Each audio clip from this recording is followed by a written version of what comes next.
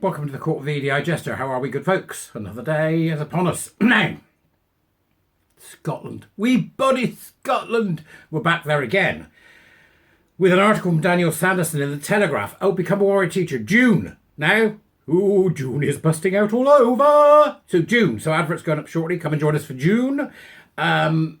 This is astounding. Really. I keep saying that, but it is. Forgive me. Buy me a coffee. Whatever it is. Help me out. Nurseries, which care for babies and toddlers, told that children can come out at any age.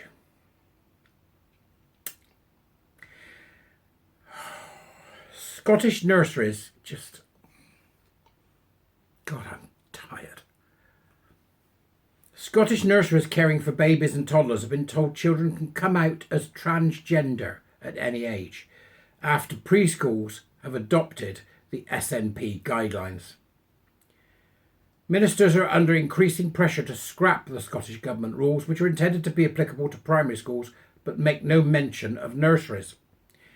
It comes after the landmark Cass review, led by paediatric consultant Dr. Hilary Cass, recommended that children who think they are transgender are not rushed into treatment, with those in primary school who say they want to change gender being given early help. Why are they doing this? Who taught them to it? Who taught them it?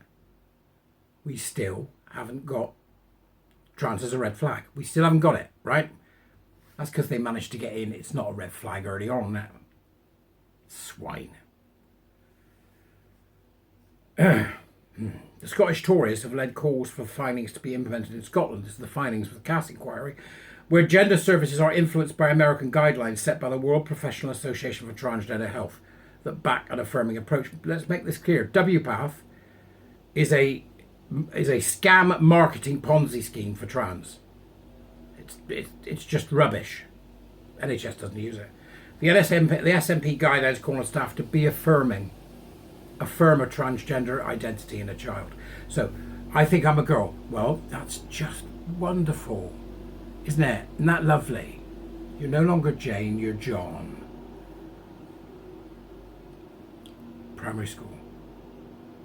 You know what happens once you fix that in a child's mind during that really substantive part of their development as a child? Read some Piaget, for God's sake. Their development as a child. Do you understand what that does to the child's schema?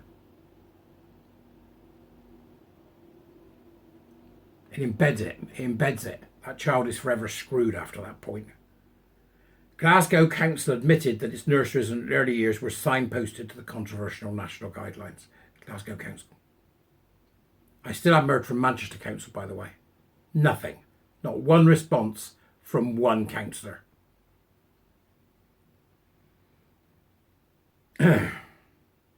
These guidelines, which they were signposted to, the nurseries in Glasgow, was obtained by the Telegraph doing a Freedom of Information request.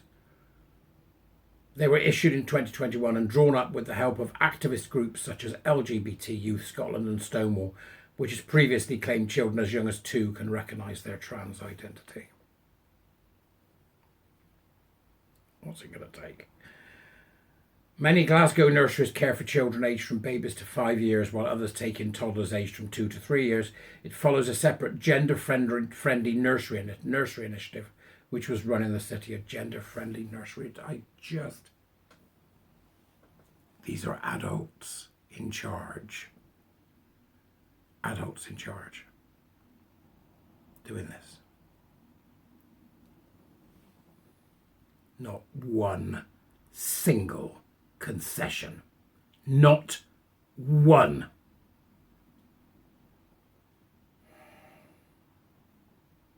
This gender-friendly nursery initiative, which was run in the city, in which it was claimed very young children faced unwelcome pressure to conform to binary gender definitions. It was stated that many people had difficulty in accepting the range of gender identities that exist, and that nurseries should be a safe space in which children can explore their identity without pressure to conform. Conform to what? Biological reality. This is the constructionists at work, isn't it? Swine. Whether you like it or not, Men and women have different propensities and different ways of doing things and different sex roles. Where we draw the line is where the scrap comes in, but I can tell you that line is nowhere near bloody school kids. Scottish Conservative Deputy Leader Megan Gallagher, MSP, said parents will understandably be alarmed at this response from Glasgow City Council. She then continued, and here's the bit I disagree with, while it's important that all trans people get the support they need, there's no such thing. It's time to stop lying. There's no such thing. This all came from the Beaumont Society and WPATH. It's all been made up. John Money, the whole damn thing was a lie from the beginning, and we need to go back to before that lie began. It is important that all trans people get the support. Well, they don't need support. What support do they need? Choosing them which bloody pantyhose they're going to buy from Marks and bloody Spencer's. While it's important that all trans people get the support they need, preschool kids are far too young to understand complex issues about their gender when their minds and bodies are nowhere near fully developed. If you treated gender and trans ideation and the idea of trans in the same way that we would treat, for example, telling a kid it's okay to cut the hands off people that steal, or it's okay to hang gays from cranes, just treat it for what it is. It's like terrorism. You treat it like what it is. You know, the kid comes in and says, "God, 5 years old, had a joint last night. It was fab." The safeguarding team would wet their knickers to get started. It's a safeguarding issue. Parents want age-appropriate guidance to be provided to their children. Well, I think if the parents were doing their job properly, they wouldn't need any bloody guidance at all. And however good the intentions behind this are, how can there be good intentions to introduce a gender identity ideology to primary schools? I'm sick of this nicey shit. I'm honestly sick of it. They are the enemy. When are you going to get your head around that? They are the enemy. I will go scorched earth. That's only because I want to live in a fallout dystopian world with one of the suits on singing, "I don't want to set the world on fire," when in fact I do. Burn it all down! High heels were worn by horsemen, they were told. Training cited the example of high-heeled shoes now being associated with women, but said in ancient Persia high heels were worn by horsemen to help them secure their position in the stirrups, allowing them to shoot their arrows.